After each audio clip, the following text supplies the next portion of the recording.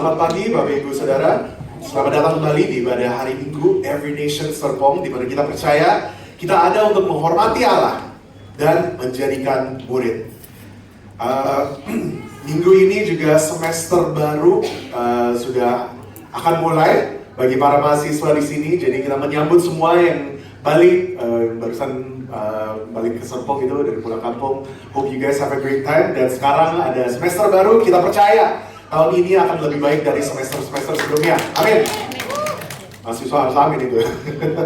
Dan mari kita terus menjangkau teman-teman mahasiswa dan menyambut anak-anak muda di gereja ini, because they are our next generation leaders. Mereka adalah masa depan bangsa kita. Amin. Baik, kita melanjutkan series khotbah yang berjudul What Shapes Us. Apa yang membentuk kita? Apa yang membentuk kita sebagai gereja dan apa yang membentuk kita sebagai gerakan Every Nation? Kita akan membaca firman Tuhan dan melihat bagaimana firman tersebut membentuk pernyataan iman atau statement of faith dari gereja kita. Balik lagi saudara, pernyataan iman atau statement of faith ini adalah core beliefs atau keyakinan inti dari gereja ini. Kalau kita sungguh-sungguh ingin mengikuti kebenaran Tuhan, when we want to follow God's truth, kita harus balik lagi membaca firman-Nya dan menyesuaikan pernyataan kita dan keyakinan kita sesuai dengan apa yang tertulis di Alkitab. Dan hari ini kita akan mendalami pernyataan iman mengenai sacraments. Jadi mari kita membuka firman Tuhan di Kisah Para Rasul 2 ayat 41 sampai 47. Baik, saya akan membacanya, saudara. Orang-orang yang menerima perkataannya itu memberi diri dibaptis, dan pada hari itu jumlah mereka bertambah kira-kira 3.000 jiwa. Mereka bertekun dalam pengajaran rasul-rasul dan dalam persekutuan, dan mereka selalu berkumpul untuk memecahkan roti dan berdoa. Maka ketakutanlah mereka semua, sedang rasul-rasul itu mengadakan banyak mujizat dan tanda. Dan semua orang yang telah menjadi percaya tetap bersatu, dan segala kepunyaan mereka adalah kepunyaan bersama. Dan selalu ada dari mereka yang menjual harta miliknya, lalu membagi-bagikannya kepada semua orang sesuai dengan keperluan masing-masing. Dengan bertekun dan dengan sehati mereka berkumpul tiap-tiap hari dalam bait Allah. Mereka memecahkan roti di rumah masing-masing secara bergilir dan makan bersama, sama dengan gembira dan dengan tulus hati, sambil memuji Allah. Dan mereka disukai semua orang. Dan tiap-tiap hari Tuhan menambah jumlah mereka dengan orang yang diselamatkan. Demikianlah firman Tuhan. Lalu saya memberikan judul pada hari ini dan juga membuka dengan pertanyaan ini. Mengapa kita melakukan apa yang kita lakukan? Why do we do what we do? Apakah kita pernah memikirkan sesuatu, saudara, yang sudah menjadi kebiasaan kita, yang sudah menjadi rutinitas kita, yang sudah menjadi habit kita? Apakah kita pernah bertanya, mengapa kita melakukan itu? Contohnya, mengapa kita merayakan ulang tahun? Mengapa kita merayakan setiap tahun? Kita ada di tanggal tersebut, kita merayakan ulang tahun. Mengapa kita harus ada kue? Mengapa kita harus ada lilin? Mengapa kita harus menyanyikan happy birthday? Atau bahasa Indonesianya lebih ke hari ini gitu ya. Kenapa kita harus menyanyikan itu? Kenapa itu menjadi tradisi? Mulainya dari mana? What is the reason? Atau contoh yang lain, kalau kita berjumpa dengan seseorang, kenapa kita harus salaman tangan? Kenapa kalau sahabat gitu ya, kita high five, atau kita ada handshake, atau kita turut hormat gitu? Why do we do what we do? Kenapa kita melakukan itu? Apakah hanya karena tradisi? Apa hanya karena ya udah emang seperti itu, dari sananya seperti itu, budaya udah seperti itu? Why do we do what we do? Saudara, secara tidak sadar kita bisa melakukan tradisi-tradisi rohani, tetapi kita melupakan esensi. Kita melupakan maknanya. Kenapa awalnya kita harus melakukan ini? Kenapa Tuhan ingin kita melakukan hal-hal tersebut? Sama juga dengan sakramen-sakramen gereja, saudara. Jangan sampai kita terbiasa dengan melakukan sakramen sehingga kita melupakan mengapa Tuhan ingin kita melakukannya. Dan oleh karena itu kita akan membaca statement of faith atau pernyataan iman mengenai sakramen. Kami percaya bahwa baptisan air dan perjamuan kudus adalah dua sakramen yang ditetapkan oleh Kristus Tanda-tanda nyata dari perjanjian anugerah Allah, baptisan adalah sakramen sebagai pintu masuk ke dalam gereja, di mana orang percaya secara publik menyatakan identitasnya dengan kematian, penguburan, dan kebangkitan Yesus. Dan mengenai perjamuan kudus, perjamuan kudus adalah sakramen di mana orang percaya bersama-sama mengingat tubuh Kristus yang telah diserahkan dan darahnya yang tercurah bagi pengampunan mereka. Sakramen adalah sarana anugerah di mana Allah hadir meneguhkan janji-janjinya yang diwakili melalui tanda-tanda yang kelihatan. Izinkan saya membaca bahasa Inggris ya saudara. We believe that water baptism and communion are the two sacraments ordained by Christ, visible signs of God's covenant of grace. Baptism is the sacrament of entrance into the church by which believers publicly identify with the death, burial, and resurrection of Christ. Communion is the sacrament whereby believers corporately remember Christ's body given and His blood shed for their forgiveness. Sacraments are means of grace in which God is present, affirming in His promises, represented by the visible signs. Jadi kita bertanya pada hari ini saudara, why do we do what we do? Mengapa kita melakukan baptisan air? Mengapa kita melakukan perjamuan kudus? Dan apa pentingnya sakramen-sakramen tersebut? Kita akan melihat banyak sources yang menyangkut dari church tradition. Jadi mungkin khotbah hari ini lebih ke sifat pengajaran saudara dibanding exposition.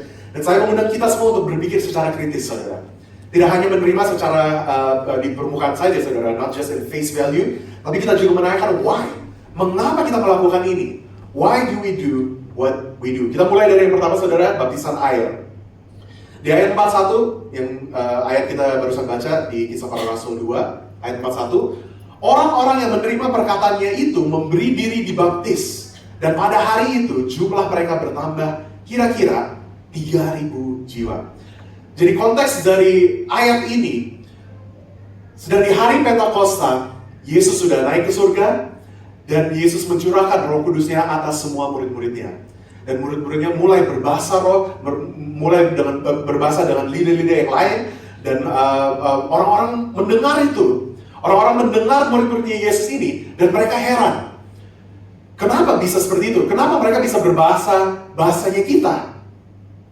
Dan mereka bertanya-tanya seperti ini, dan Petrus berdiri dan Petrus berkhotbah. Dan orang-orangnya mereka merasa terkonviksi dengan perkataan Petrus, dan mereka ingin bertobat. Dan mereka menanyakan Petrus apa yang harus dilakukan. Dan inilah yang terjadi. Mereka menerima perkataan Petrus, dan mereka memberi diri untuk dibaptis. Mereka memberi diri dibaptis. Nah, kata baptis ini asalnya dari bahasa Yunani gitu, baptizo, yang berarti untuk to dip atau celup gitu ya, atau immerse, selam, untuk menyelam, or to submerge. Kalau kita mengikuti apa yang dikatakan Alkitab dan tradisi gereja, baptisan air adalah baptisan selam. Bukan yang lain saudara, tapi baptisan selam. Mulainya dari mana? Sejarah dari baptisan ini, dari perjanjian baru kita melihat yang pertama, baptisan yang pertama itu dari Yohanes Pembaptis. John the Baptist, the first New Testament baptizer. Nah, kenapa Yohanes Pembaptis memulai untuk membaptis orang-orang? Kalau kita lihat di zaman Israel pada zaman itu, kita mengetahui di perjanjian lama bahwa umat Israel adalah umat perjanjian. Mereka adalah umat pilihan Allah. Dan umat Israel sudah dipilih oleh Allah dan dengan perjanjiannya. Dan tanda perjanjiannya itu apa saudara? Tanda perjanjian pada orang Israel adalah penyunatan. Tetapi banyak orang-orang Yahudi memikir bahwa tanda perjanjian ini adalah garansinya mereka. Tanda perjanjian ini, oh kita udah dipilih oleh Tuhan, jadi kita bisa melakukan apa saja, Tuhan tetap hadir sama kita kok. Itu pemikirannya orang-orang Yahudi pada zaman itu. Dan tidak ada yang dekat kepada Tuhan, karena mereka memberontak pada Tuhan, tapi mereka masih asumsi bahwa mereka tetap dalam Tuhan. Mereka berasumsi Tuhan tetap di tengah-tengah mereka, walaupun mereka jauh dari Tuhan. Dan Yohanes Pembaptis ini melihat kejahatan, dan dia mengkritik kemunafikan orang-orang Yahudi ini, dan dia mengatakan bahwa tidak seperti itu. Kita tidak bisa mengatakan bahwa kita adalah orang-orang pilihan, umat pilihan Allah, tetapi kita hatinya jauh dari Allah. Dan apa yang Yohanes Pembaptis melakukan? Dia mulai gerakan untuk membaptis orang-orang Yahudi ini yang sungguh-sungguh ingin bertobat, yang sungguh-sungguh ingin kembali kepada Tuhan. Dan kita juga melihat, saudara, bagaimana Yesus datang ke Yohanes Pembaptis. Yesus datang kepada Yohanes Pembaptis untuk dibaptis. Kita lihat di Matius 3, saudara. Tetapi Yesus bukan dibaptis karena dia ingin bertobat, saudara. Yesus tidak berdosa. Jadi kenapa Yesus harus dibaptis? Yesus ingin dibaptis untuk mengidentifikasi dirinya dengan orang-orang yang berdosa, dengan orang-orang yang ingin bertobat, dengan orang-orang yang ingin masuk ke dalam perjanjian baru. Dan baptisan air menjadi tanda orang-orang yang memasuki perjanjian baru dengan Tuhan melalui Yesus Kristus. Inilah sejarahnya baptisan, saudara. It's a rededication, it's a declaration bahwa kita adalah orang-orang ciptaan baru, bahwa we are God's people. Jadi pertanyaannya, saudara, siapa yang boleh atau siapa yang harus dibaptis? Who is allowed to and who must be baptized? Semua yang bertobat, semua yang ingin masuk dalam perjanjian baru dengan Tuhan, semua yang ingin rekonsiliasi dengan Tuhan, mereka yang harus dibaptis. Saya mendorong saudara, jika saudara belum dibaptis air, atau mungkin belum yakin apakah saudara sudah dibaptis atau sungguh-sungguh dibaptis, mari kita mengambil langkah berikutnya di perjalanan rohani ini. Di bulan Oktober ya Mas Ragus, kita akan mengadakan Victory Weekend, di mana kita ada kelas untuk meneguhkan dasar-dasar iman kita. Dan jika saudara ada pertanyaan, mungkin saudara belum dibaptis, mungkin saudara mempunyai pertanyaan lebih lanjut mengenai baptisan, bisa silakan untuk menghadiri Victory Weekend ini. Atau jika saudara masih mempunyai pertanyaan atau ingin mendiskusikan lebih lanjut tentang baptisan, silakan bicara dengan saya atau Mas Ragus atau life group leader saudara. Jadi siapa yang boleh dibaptis? Siapa yang harus dibaptis? Semua yang percaya dan ingin mengikuti Yesus dapat dibaptis. It's a conscious decision. Ini adalah keputusan pribadi, adalah keputusan yang intensional. Tidak bisa diputuskan oleh orang lain, tidak bisa diputuskan oleh orang tua, tidak bisa diputuskan oleh suami atau istri, tidak bisa diputuskan oleh anak-anak kita atau teman-teman kita. Our faith with God, our relationship with God, hubungan kita dengan Tuhan adalah hubungan pribadi antara kita dengan Tuhan. Your faith is your own. Kita mengambil keputusan iman untuk diri kita sendiri. Apakah kita sudah memasuki perjanjian baru dengan Kristus? Pertanyaan yang sering timbul dari topik ini, saudara. Apakah keselamatan kita bergantung pada baptisan? Is our salvation dependent on baptism? Dan ini sebenarnya pertanyaan yang lumayan kompleks, saudara. Jawaban singkatnya, yes and no. Yes, kita harus dibaptis. Kita harus dibaptis untuk menyatakan keselamatan kita, hidup baru kita di dalam Tuhan. Tetapi bukan baptisan yang menyelamatkan kita.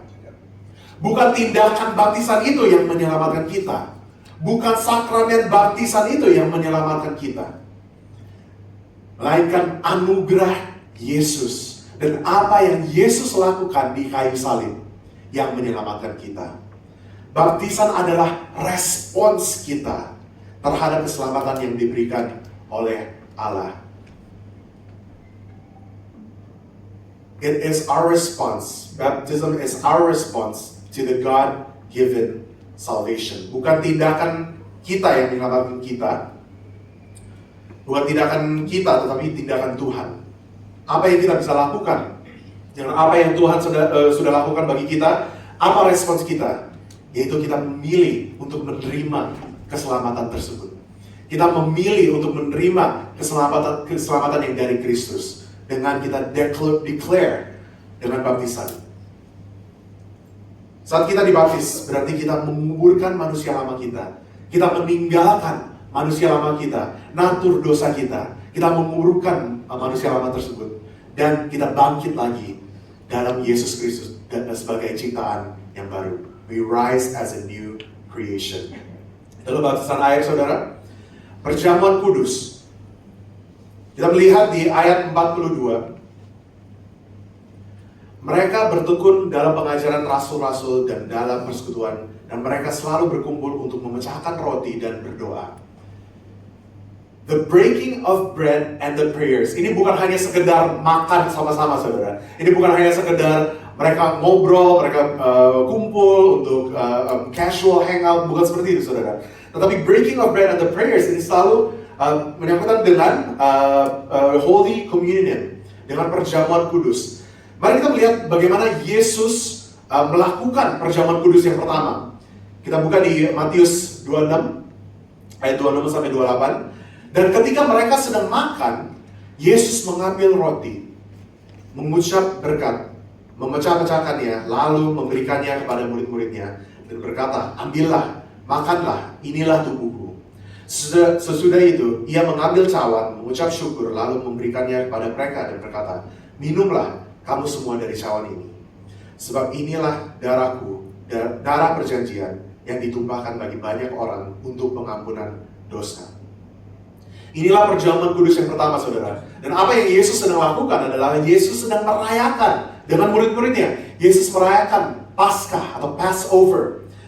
Apa yang Yesus melakukan ini disebut perjamuan kudus, tetapi pada zaman itu mereka hanya merayakan Paskah. Dan apa meaningnya Paskah itu? What is the meaning of Passover? Dan di Passover celebration, di perayaan Paskah, apa yang mereka lakukan adalah ada 3 elemen. Yang pertama adalah roti yang tidak beragi, yang kedua adalah cawan anggur, dan yang ketiga adalah anak domba. Nah, kalau kita ingat di kitab Keluaran, kita melihat bagaimana Musa memimpin bangsa Israel keluar dari Mesir. Dan kita melihat di Paskah itu dimulai dari zaman Musa dan di zaman bangsa Israel yang diperbudak oleh Mesir.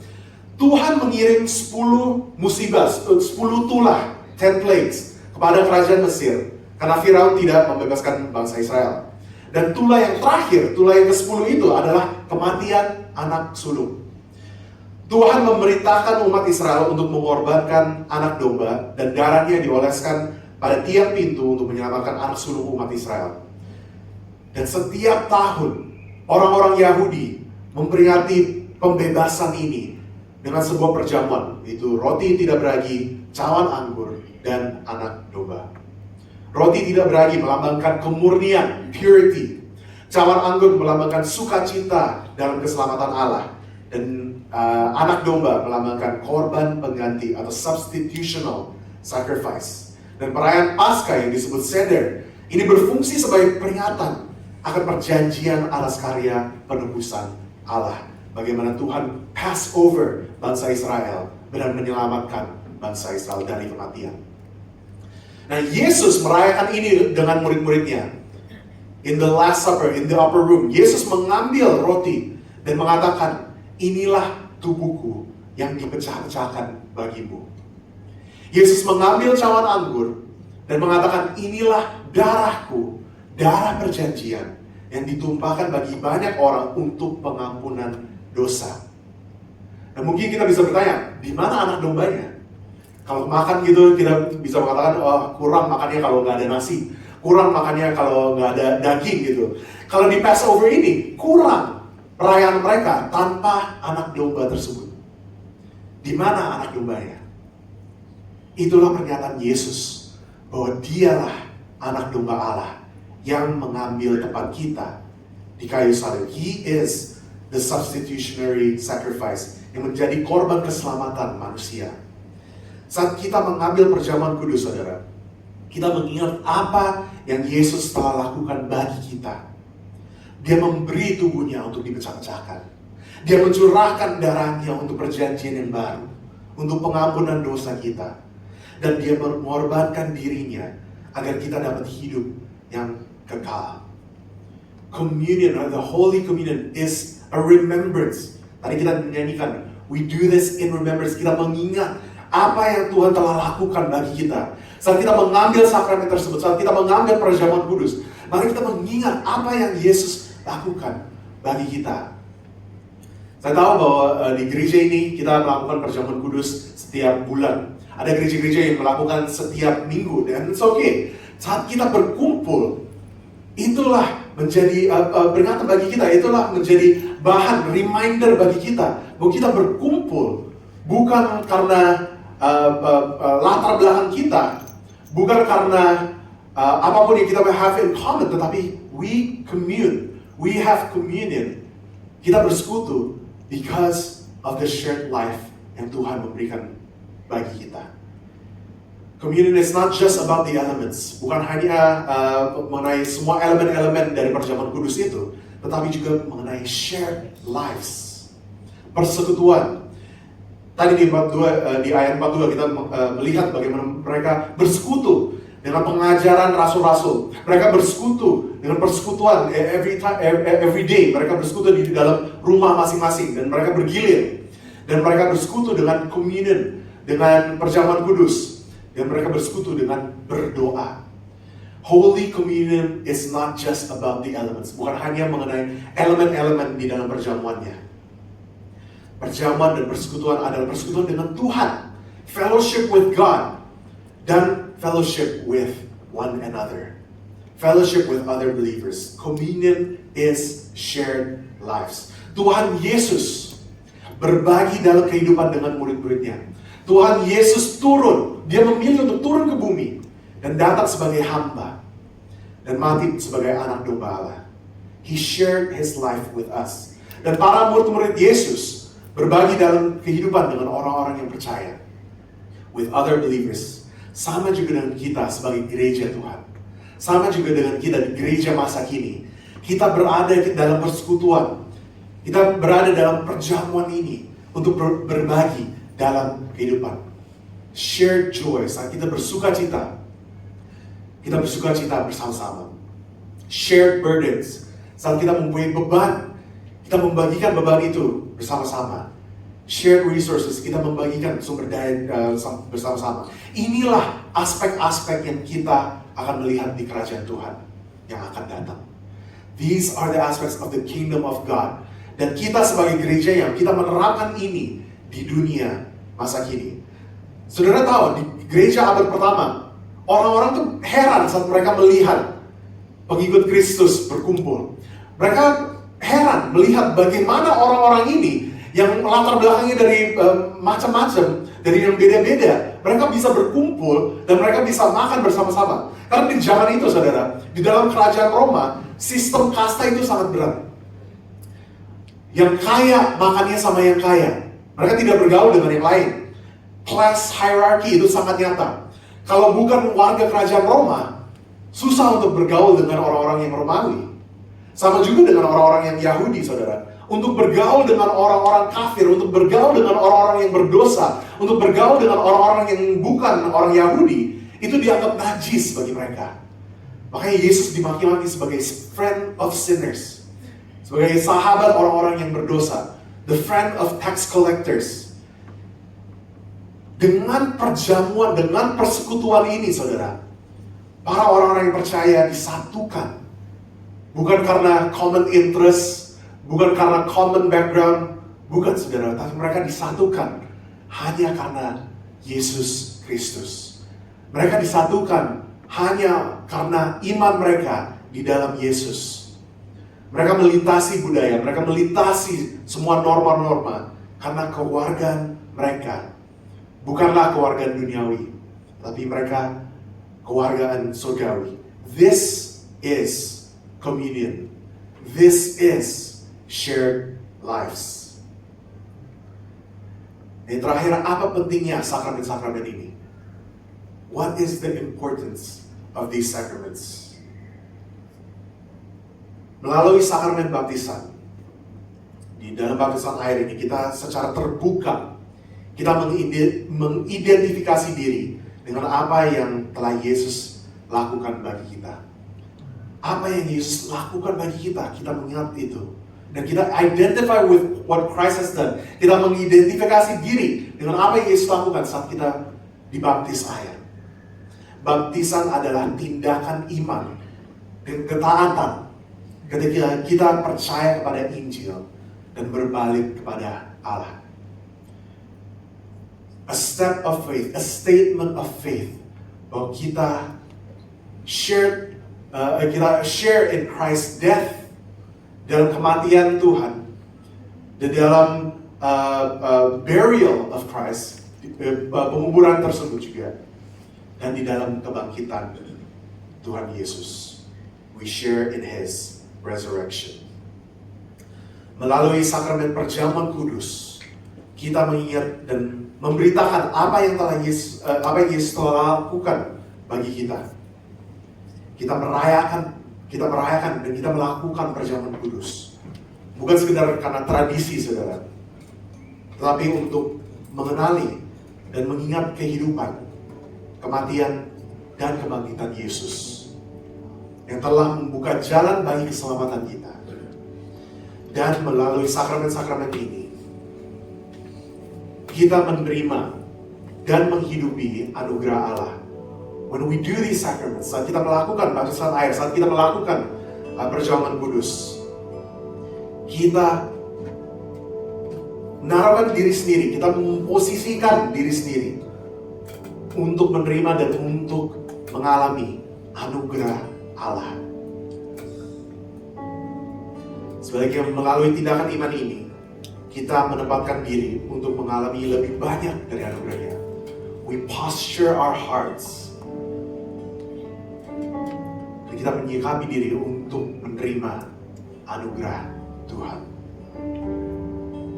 Mari kita selalu mengingat anugerah Tuhan melalui apa yang kita lakukan. Why do we do what we do? Mengapa kita melakukan ini semua? We posture ourselves. Mengapa kita berkumpul? Mengapa kita bersekutu setiap hari Minggu? Mengapa kita bersekutu di dalam life group? Mengapa kita saling membangun? Mengapa kita saling bertemu? We posture our hearts. Kita menempatkan hati kita untuk menerima anugerahnya, untuk mengalami anugerahnya hari demi hari. Every single week, every single day, kita menerima anugerahnya dan kita mengalami kebaikannya. Mari kita berdoa.